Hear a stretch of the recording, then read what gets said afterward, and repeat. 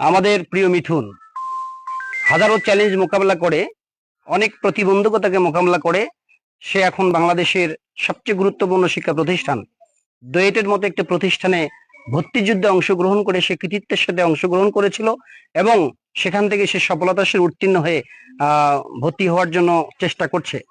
আমরা আশা করছি যে বাংলাদেশ এবং বাংলাদেশের প্রতিটি তরুণ প্রজন্ম আগামী দিনের সম্পদ, এবং আমরা মনে করি যে এরকম হাজারো মিথুন লালমনিরহাট সদরের ঘরে ঘরে হয়তো বা আছে। আমরা মিথুনের জন্য শুভকামনা করছি এবং আমাদের মিথুন আমাদের গর্ব।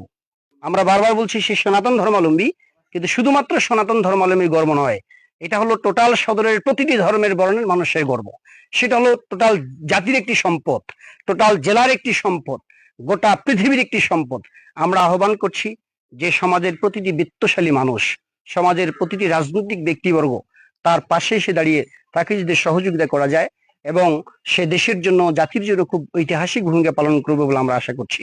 আমি অনুরোধ করছি, আসুন একজন অসহায় দুস্থ কিন্তু সে মাল্টি ট্যালেন্ট একজন স্টুডেন্ট, তার পাশে দাঁড়িয়ে তাকে সহযোগিতা করে সাম্প্রদায়িক সম্প্রীতির অনন্য একটি দৃষ্টান্ত আমরা স্থাপন করি। সেই প্রত্যাশা রেখে আবারও সবাইকে সুস্বাস্থ্য এবং দীর্ঘায়ু কামনা করছি।